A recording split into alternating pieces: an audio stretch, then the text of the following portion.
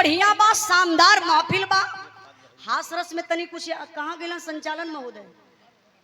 अब रंगारंग कार्यक्रम चली ना भाई, देखा कार्यक्रम हो आप लोग कहा तो फिर हमारी शिक्षा वाली बात चलाई, कुल चली तब ठीक हो। हाँ चटनी टनी जरूरी हो, देखा पूछा भी जरूरी है चच्चा। आई अच्छा ये बिरहा हो हास रस के, लेकिन ये बिरहा से आप लोगों की एक सीख मिली। सीख का मिली बिरहा के आखिरी में बताई। आज जवन पति पत्नी का रिश्ता कमजोर होत बा, रीजन का बा? एक कांड हम गौले बानी, आप लोग देखले हो यहाँ हमरे यूट्यूब चैनल बताया गया, मुस्कान सौरभ साहिल कांड। पति को विदेश से बुला करके डॉक्टर साहब अच्छा रुपया पैसा बेचारा कमाता था, लंदन में रहता था। उस पति को बुला करके 15 टुकड़ा में काट करके वो नीला ड्रम में पैक कर देती है, सीमेंट का घोल बना करके बढ़िया से तोप देती है, ढक देती है कि कोई को पता ना चले किस घर में लाश है। वाह सही कहले रहल भैया। कहे जब वो 55-6 साल विदेश में जियल है, कौन फायदा? देख तब तो डॉक्टर साहब खुश नसीब हो, पति पत्नी सतवा साथे। सही बताओ थी, आज के जमाना में खुश नसीब वो है इंसान बा जेकर जोड़ा प्रसन्न बा, संपन्न बा। तो आइए बिरहा से वो है समझ में आई कि अपने अपने पत्नी से कैसे बचे के बा। ठीक है ना डॉक्टर साहब? डॉक्टरों साहब खूब मिजाजी आदमी हो, अच्छी बात बा। ऐसा लोगन के हम बहुत लाइक करीला। अष्टभुजा सिंह यादव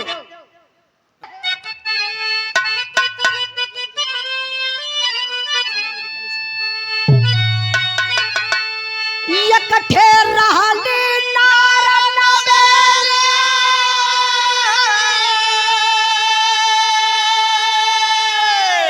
मन बढ़े एक नंबर अलबेली।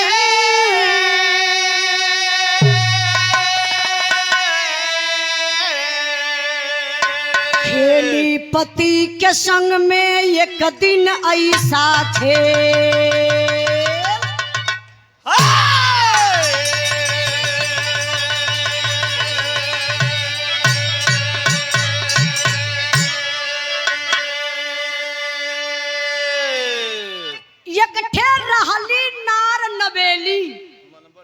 मन बढ़िया नंबर अलबेली। खेली पति के संग में एक दिन ऐसा खेल। बूढ़ पुरनिया चाचा दादा लोग एक ठे कहावत कहलन कि धन का बढ़ब ठीक बा बचवा, लेकिन मन का बढ़ब ठीक नहीं खे।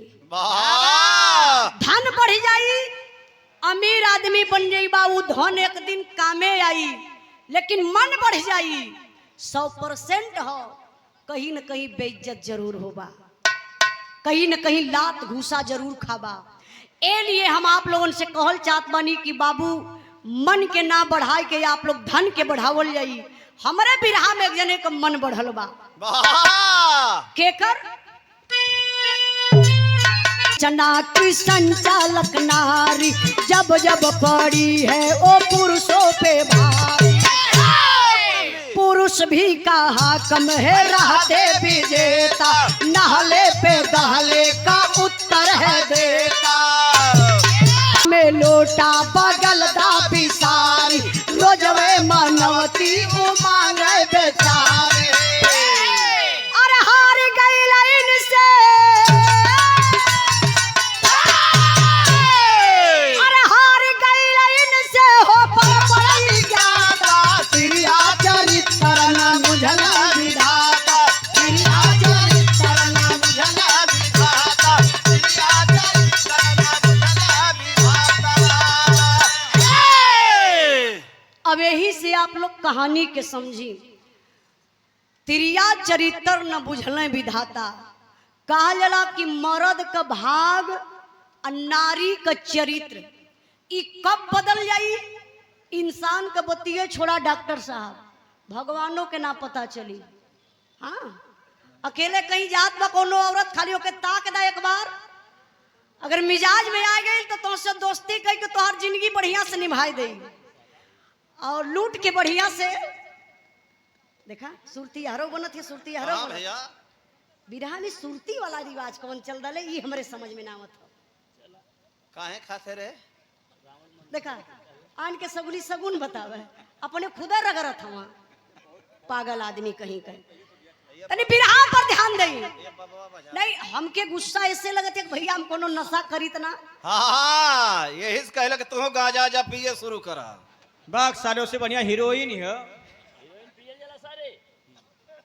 चला आज का प्रोग्राम निकाल ले तो हमें बताई ले बिरहा पर ध्यान दई बाबू कहल गई कि नारी का चरित्र मर्द का भाग कब बदल जाई भगवानों के पता ना चली गांव का एक नॉर्मल इंसान जेकर नाम बतावल गल बाबू चतुरी पहलवान वाह चचा उ नाम का पहलवान रहलन काम का नहीं अखाड़ा तो देखल ही न रहलन कि अखाड़ा होला कैसन। अच्छा चतुरी का बियाह कैसे भयल कैसे एक चंपा नाम के लड़की से। हाय हाय हाय अब चतुरी एकदम पतील का डांगर जैसन मरद मेहरारू खूब सुंदर मिलल। कबो कबो आप लोग गौवा में देखा ला जवन वैसन लड़का काठे रहल है लड़बका टाइप के क्षमा चाह ई बोलने का स्टाइल होला माफी चाह आप लोगों से। अरे पागल यहाँ डॉक्टर लोग हैं पढ़े लिखे लोग हैं। अरे यो लोग पागलन के इलाज करे न। अच्छा डॉक्टर साहब पागल का इलाज कर जात हुई ताज इनकर कह दिया का बैठल पागल इनके पागल समझल जाई। अच्छा देखी अरे जो गांव में छटुआ लड़का रहल ना देखबा तो मेहरारू बड़ी टाप पाई जाला। वाह ई कुल करम कमाई होले ई कौन करतब कमाई कैले हूँ अब पूछा ऐसा भोगत तो हूँ मैं। अच्छा चंपा इतनी सुंदर इतनी सुंदर इतनी सुंदर लगई कि मालिक एकदम फुर्सत में बनौले हम। वाह ओहो समय 9 महीना के लॉकडाउन लगल रहल ओ समय यह प्रधानमंत्री रहला हाँ यह लगौते रहला लॉकडाउनवा। इतनी सुंदर चंपा चारों तरफ चर्चा बा के रे भैया चतुरिया का मेहरारू चंपवा बड़ी सुंदर बा। अच्छा तो सुंदरता का फायदा उठाए ललस तब का मर्द बड़ाई करे मैं समझ एक बात बताई हमार माई बहन आप लोग भी बिरहा सुनत क्यों कभी भी अजनबी आदमी अगर बड़ाई करत अगर मेहरारू का बड़ाई करत बा हाँ समझ ला कि उ चक्कर में हो 100% समझा कि तोहार घर बिगड़ब बिगड़ब बा। सही बात बता रे भैया अजनबी आदमी काहे के बखान बड़ाई करी पति बड़ाई कर सकेला ना। अरे भैया पासो पड़ोस के करे लगे न इहे तो दिक्कत बा। देखिए हास रस का बिरहा लेकिन पॉइंट पर आप लोग ध्यान दिए जब जब दूसरा में तीसरा एंट्री मरलस तो वही खतरा भयल वही मर्डर भयल। अब चंपा का करे सरहो सिंगार कैले सेंट उंट मार ले और जौने दिने न धानी कलर का साड़ी पहन के चंपवा रोडे पर ही चले न डॉक्टर साहब आई नौजवानन का बतिये छोड़ा हई बुढ़ऊ दादा लोग निहुर निहुर सूंघ है लगे का इतना महकावत जाए सेंटवा हो। हाँ हई दादा लोग चश्मा उतार के ताकत कहें रहल न रे जमाना। वही उम्र में मिलल हो तो देख दे होई बताओ अब इन्हां लोगन का मिजाज देखा। अच्छा तो चारों तरफ चर्चा 4 जने से मोहब्बत कैली चंपा। अब 4 जने से जब मोहब्बत कैली तब इनकर मर्द इनके खट लगे लगल। अभी सोचत है कि हमार मर्द जियते रहे हमारे आंखी के समन्वय रहे लेकिन वो कुछ न कर पावे। अब इनकर दिमाग देखा चंपा रोज रोज जाए लगली गंगा जी नहाए और गंगा जी जाए के नहाए के मनौती माने लगली क्या करे बदे अपने पति बदे। अच्छा मनौती का मानत थी यही जगह तर्ज लगल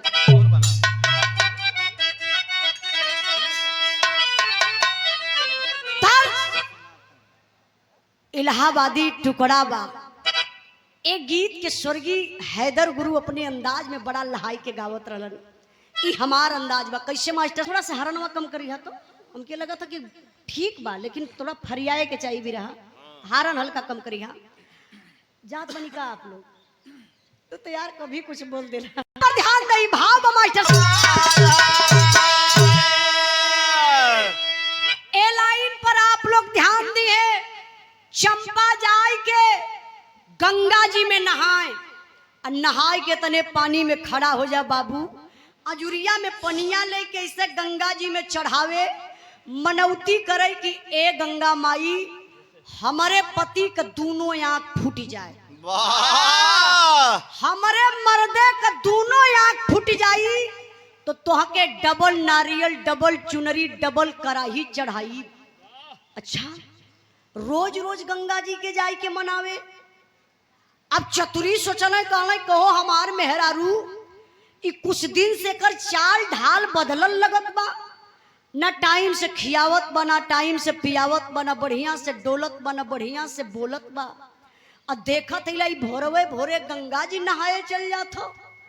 दिमाग लगौना चतुरी पीछे पीछे छुप छुप के चतुरी जाए लगलन।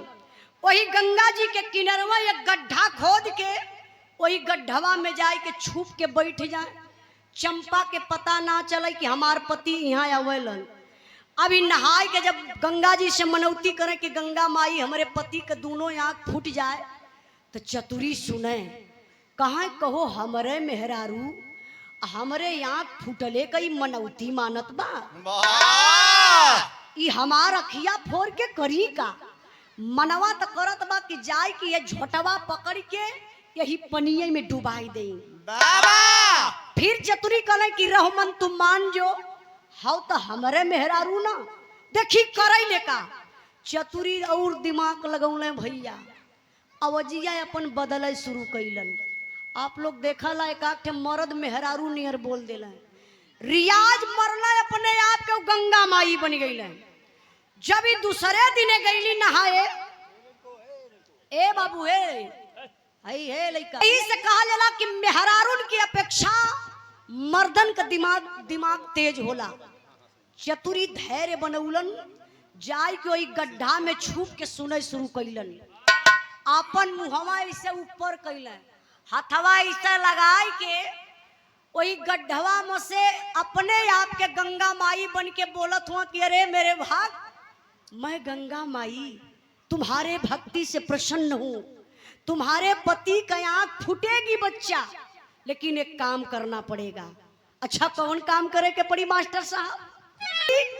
चलाकी कैलन गंगा माई बन के मुंह पर कई के हाथ ऐसा लगाए के कहले कि अरे मेरे भाग तुम्हारे पति का आंख फूटेगी। बड़ा दुबला पतला है उसके आंख से बहुत दूर तक दिखाई देता है। एक काम करना डेली घी खिचड़ी खिलाना।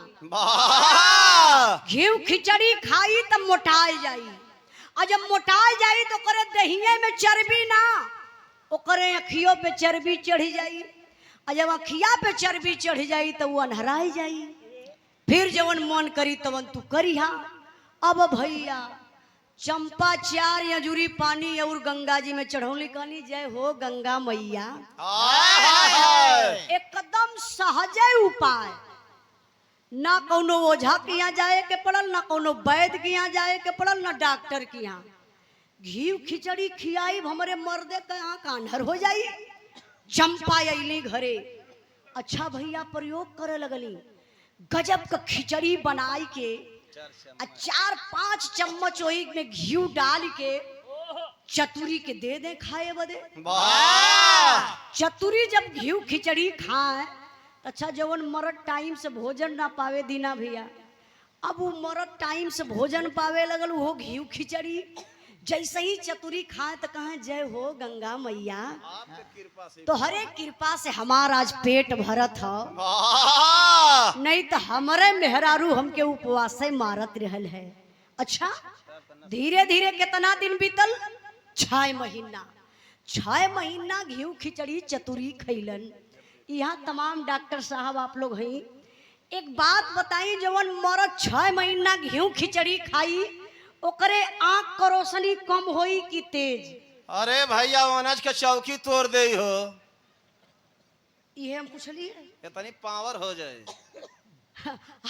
पावर तो बढ़ी जाई डॉक्टर लोग भी बतावल कि घी खिचड़ी खइबा तो ताकत बढ़ी, कमजोरी दूर होई। अब भैया चतुरी 6 महीना घी खिचड़ी खैले, इनके आँख का रोशनी और तेज हो गई। चतुरी के खूब देखात बा, लेकिन चतुरी वादा कैले रहला गंगा माई बन के कि 6 महीना में तोरे पति का आँख फूट जाए। अब चतुरी है से मीजे लगाया खिया, जब चंपा के देखा हाँ लगा यार वहाँ टोव का कि कहीं लड़ न जाए। हाँ बनावटी आन्हर बन के ऐसा खिया खिया मीच के ऐसे टोई के चले लगे। तब का एक आध दिन तो चंपो को हिम धैले। और जब अपने दुल्हन चंपा के देखा तो बनावटी जाए के लड़ के गिर जाए, जब गिर जाए तो चंपावा का देखा, यही के कहा जला तिरिया चरित्र। बाह पकड़ के उठावे कहे देखा हमारे रमऊ का आँख जवनिये में चली गई, रोवत बा कि हमारे राम का आँख जवनिये में चली गई। चतुरी कहले तू का घबरात है, जवन तू सोचत हूँ हमारा आँख चल गई ना, जवन तू कर्म करत हूँ हम कुल देखत हैला, मनवा में चतुरी सोचत हुआ।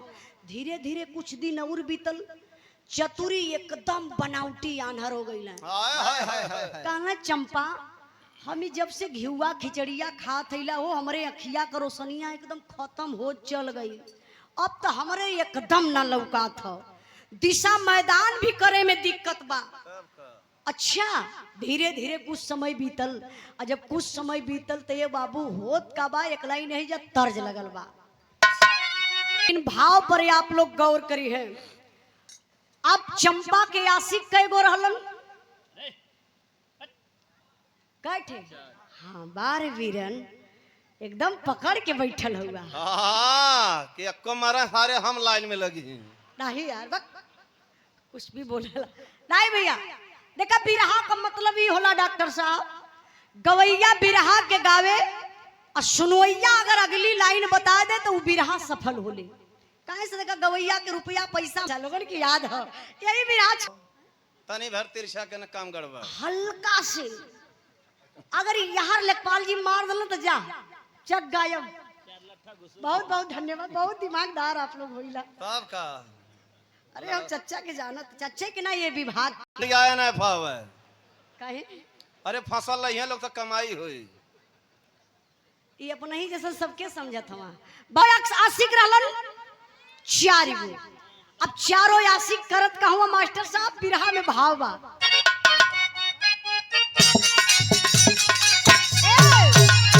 हो गईले मर्दाना गोरी के रहले 4 दीवाना, रोजाना घर में बोलावे आधी रतिया के।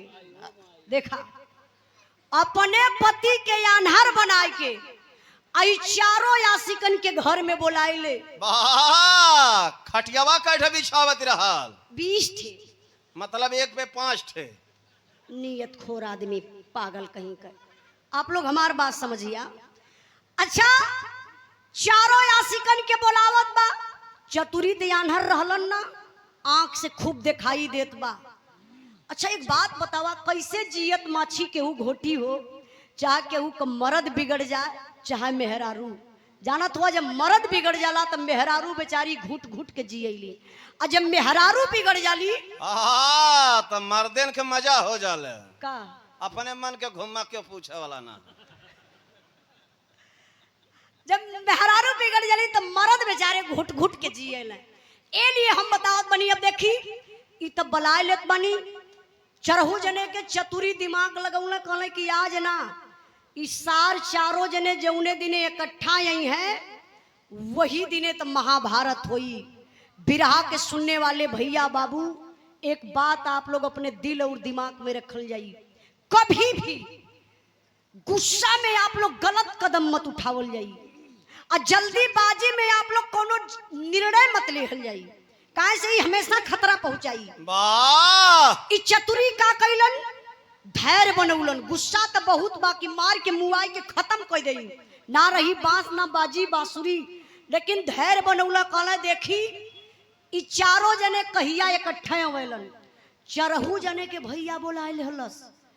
अच्छा टाइम फिक्स कैलस, पहला जने के 10 बजे डॉक्टर साहब, दूसरका के 12 बजे, तीसरका के 2 बजे, चौथका के 4 बजे ओकरे बाद गंगा जी नहाए चल जाए। अब एकर हिम्मत देखा। अब चरहुन के सेट कदलस ई बतिया चतुरी समझ गईलन। कहला आज चारों सार लोग आई हैं रात में। चतुरी दिनवे से पेटे का अपन बहाना लगौला। कहला चंपा हमार पेट कुछ गड़बड़ बा, आज हमार खटियावा यही दलनिया में डाल दिया दुअरिये पर। सुना हुआ मोटका मुसरा हमके दे दिया। तो चंपा कली की कहो मोटका मुसरा का करवा। चतुरी कहना तू ना समझत हूँ, रतिया में बड़ा सरवा कुत्ता परेशान करेला। वाह! कुत्ता का मतलब आप लोग समझत है या? हाँ, इंसानी कुत्ता। जैसे मास्टर साहब कुछ होला इंसानी कुत्ता, माफी चाहब आप लोग जानत है कि वैसन के होला। तब का हम तो जानते हैं। केहू के घरे अगर वो बहन बिटिया सयान देख लेना ना, दिनवा भर में पान पुकार खा 10 फेरा करी है। भले घरे वाले डांट दे मार दे, लेकिन उनको और आदत ना जाई। अभी का कैलन चतुरी मोटका मूसर लेके बनावटी वही दलानी में खर्राटा खींचत।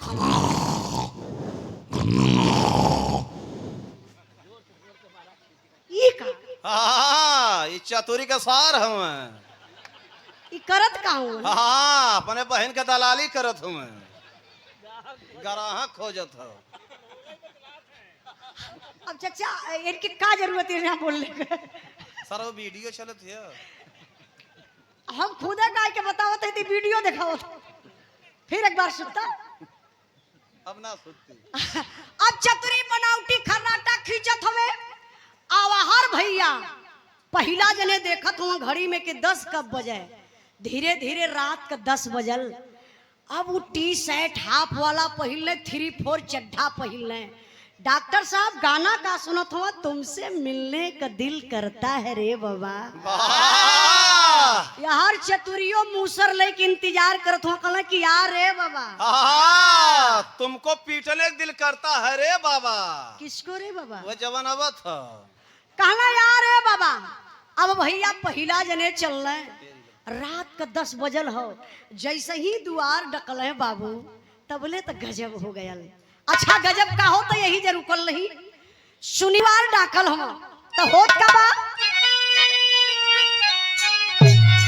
अरे गोलगप्पा चाभा चारो चोरवा, मूसर लगा पीठ पर टूटा सांस का डरवा।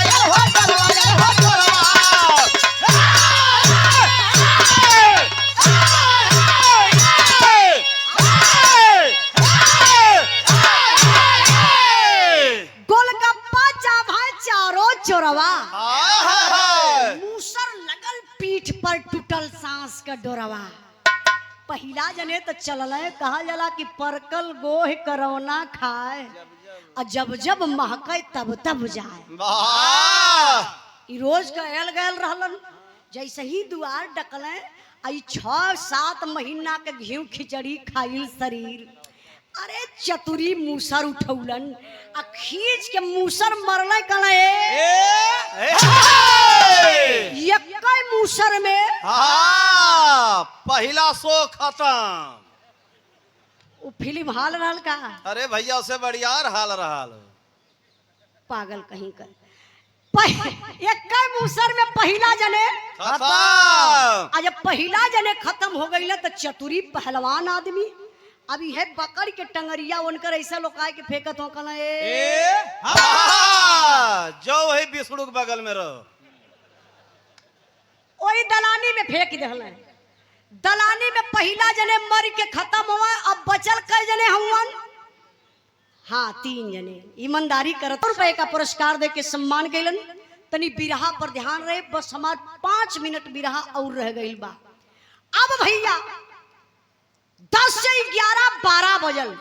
जब 12 बजल तो दूसरा जने चल रहे। जब दूसरा जने चल रहे तो चतुरी वह मूसर लेके दुआरी पर बैठल हम मारलन तान के यक्कै मूसर में खत्म। पकड़ के टंगरी नहू को लोकाई कोई फेंकले। कले चल बगल में रहो। कई जने बचल? 2 जने। अब धीरे धीरे बच गए तीन बजल हल ना के कहा था 1 बजल हो एक कहा से बची तले बढ़ जाई मर्डर हवे अच्छा अब बज गयल दुई आ 2 बजे का बाबू तिसरका जने अइलन आ जब तिसरका जने अइलन तो चतुरी मार के सेम वही तरीके से यही मरलाई कपारे पे तीसरो जने के मार को ही दलानी में फेंक दलन बज गल 4 और 4 बजल तब चौथा जने अइला चौथा जने जब अइला ओनहू के मार के वही दलानी में फेंक दहला। अब कई जने बचल है हाँ एक जने बचल हमें। लड़का की गिनती गलत हो गई अरे भैया वो चतुरियों को हम जोड़त हो।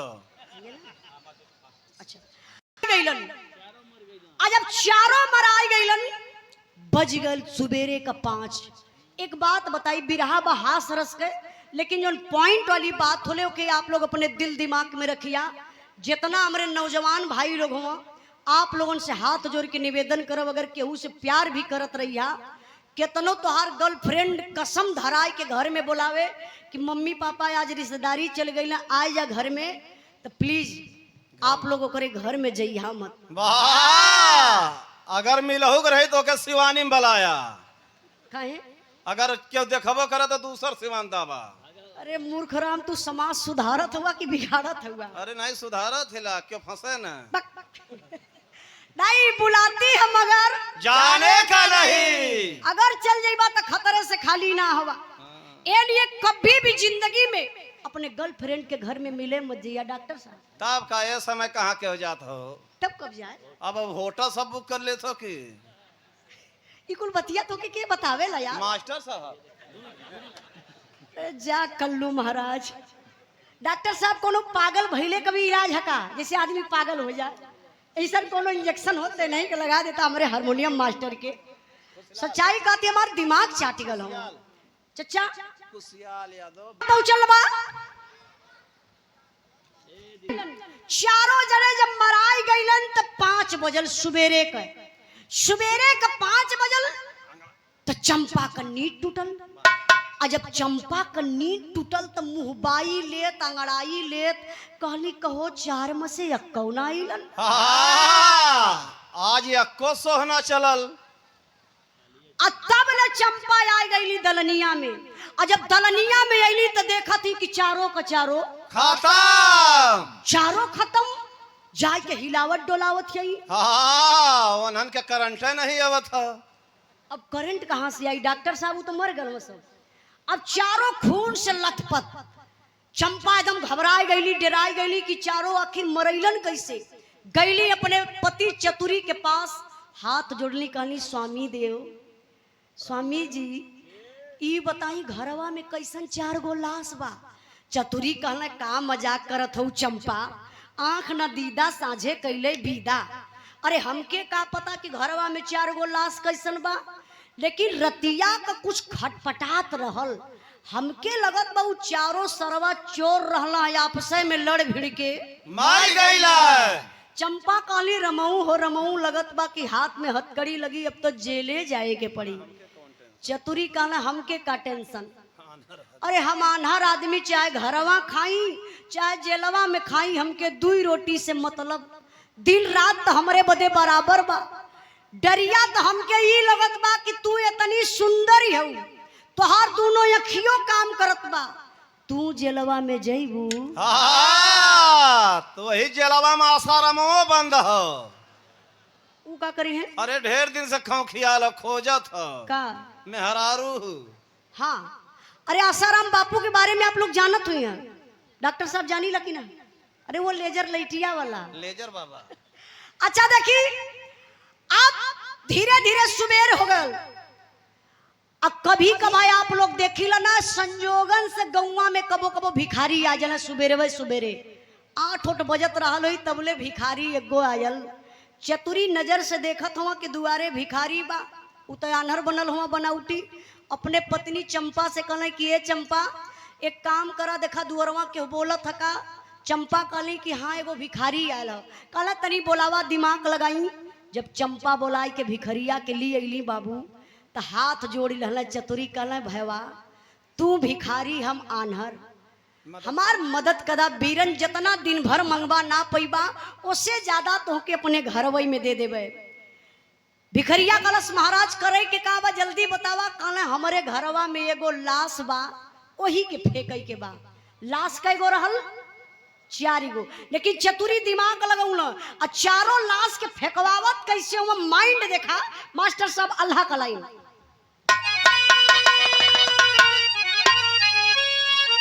अच्छा आप शांति बनौले ही ऐसे ही शांति बनौले। दिमाग लगाए के चतुरी फेंकवावत कैसे हुआ एक पॉइंट पर आप लोग ध्यान दिए। अब आओ पेट बाबू बैठ जा लल्ला। आग का जरल तो दवाई मिल जाला, हाथ गोड़ टूट जाई, कहीं चोट लग जाई, दवाई लगा देवा आराम हो जाई। लेकिन पेट ऐसा पापी है ना, कौनो दवाई से भरे वाला ना बा। जब तक के भोजन ना मिली मरता क्या नहीं करता। अब वो भिखारी बेचारा लाश के उठौलस, दोनों प्राणी बोरा में लसिया भर के घिसराई के लिए आए के दुवरिया पे कैलन। लाश उठौल, भिखारी ले के कान्हे पर चलल, ले जाए के गंगा जी में फेंक देहलस। अब एक लाश फेंक के भिखारी अब रस्तवे में बा, तब ले दोनों परनिया डॉक्टर साहब सेम बोरा में लसिया भर के घिसराई के लिए आए के दुवरिया पे कह गईलन। भिखारी दुवरवा है, तब ले चतुरी लगल है डांटे। कहले अरे मर्दे तू भिखारी, हम अनहर आदमी, हमार औरतिया थोड़ी ना अनहर बा, तू लसिया फेंकला कैसे? अब वही तू रस्तवे में रहला, तब लसिया हमारे घरे में आ गई। भिखरिया जाए के दुआरी पे देखलस, कलस अरे भगवान लसिया तो हम गंगा जी में फेंकली, आई चतुरी के घरे कैसे आ गई? बेचारा दूसरकियो लाश के उठौलस, ले जाए के गंगा जी में फेंकत हो। और तब नहीं तीसरकी लाश दोनों प्राणी बोरा में भर के लिए आई कोई दुआरी पे कैलन। जैसे ही बेचारा भिखारी फिर आयल, तब ले फिर चतुरी डांटे लगलन। कहल मर्द एकदम मजाक बना देला, एगो लाश फेंके काली फेंकत कैसे हुआ? अब तू रस्तवे में रहत हुआ, तब ले लसिया हमारे घर में आ जाता।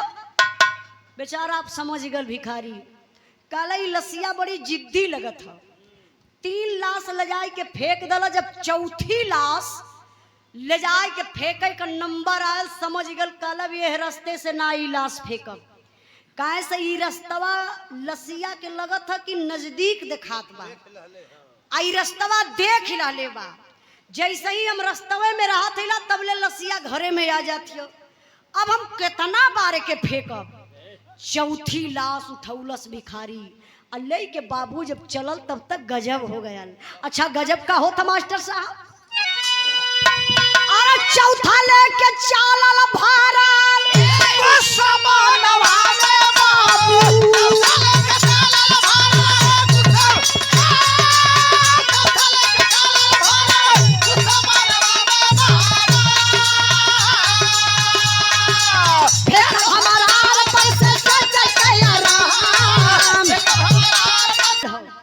सरवा एकदम उबियाल हलस।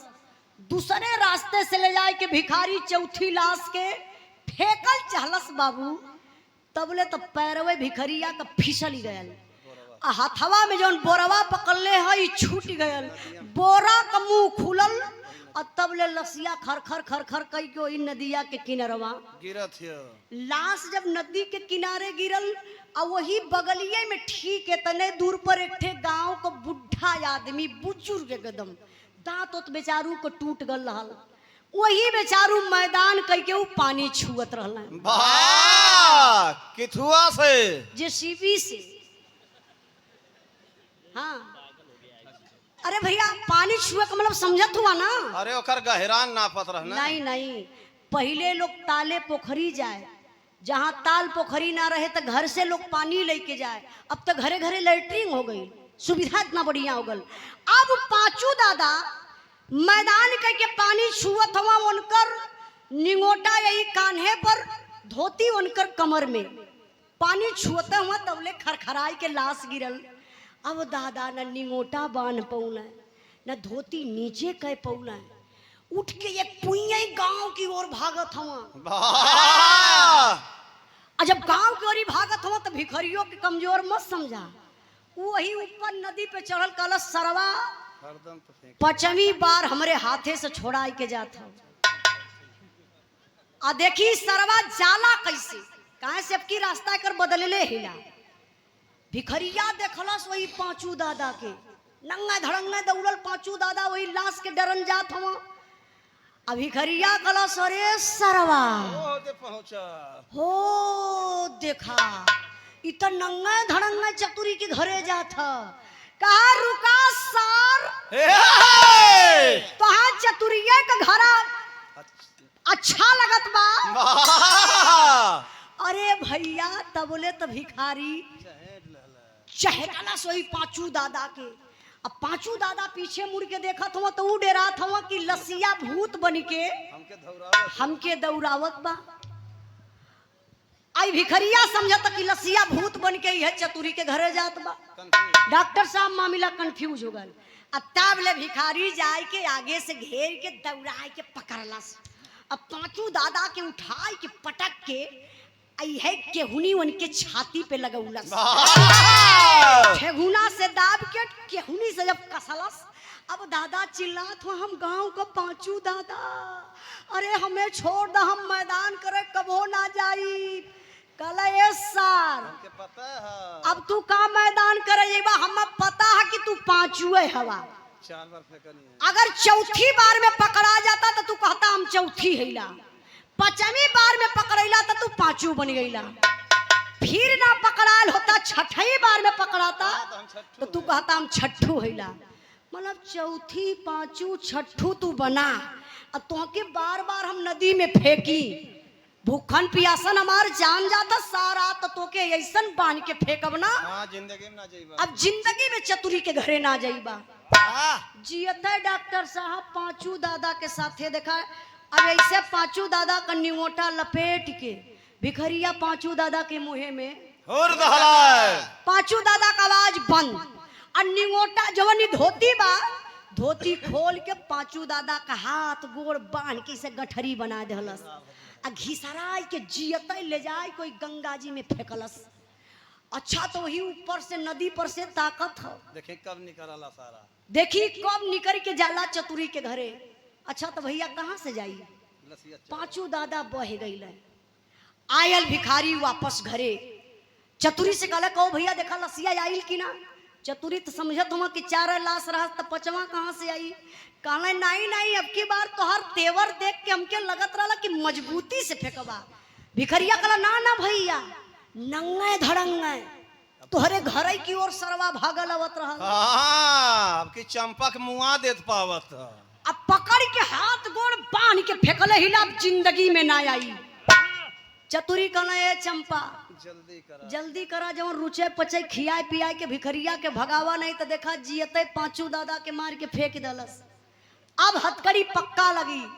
ए भैया जो रुचल पचल लोग भिखारी के देहला, भिखारी 9 2 11।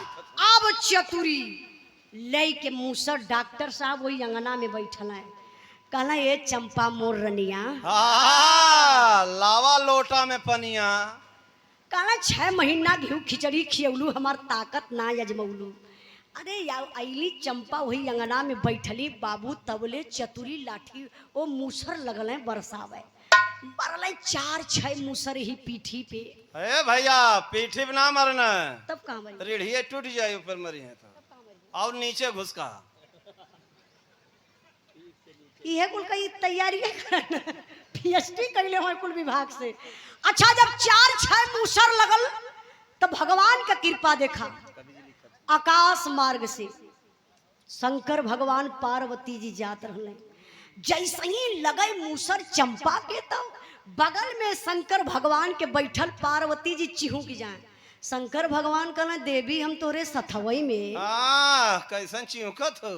कहा प्रभु जी देखा मृत लोक में एक नारी का अपमान होता, चल के ओके बचाला। शंकर भगवान कहना का तू हमहू के जात हो के काक मूसर लग जाए। अच्छा तो मेहरारू के आगे शंकर भगवान हार गई। आपन रूप चेंज करके वही अंगना में आई के बैठलन। बड़ी ऊंची बात कहलन, समझावत हम जौनी लाइन बा। जितना लोग बिरहा सुनत बनी बाबू हास रस अपनी जगह, लेकिन यह लाइन के आप लोग अपने दिल और दिमाग में रखिए हैं। शंकर भगवान पार्वती जी समझौने का मास्टर साहब, अरे गलत करे जब नार असर तब मरदन पर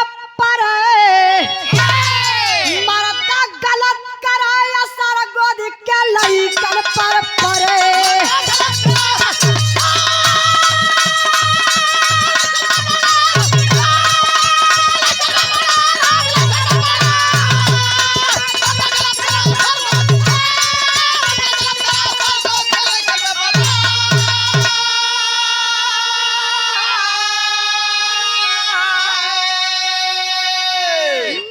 चाह नारी एगो बतिया लेबा मान हो, जावन एगो जोड़ा राजी दिहल भगवान हो।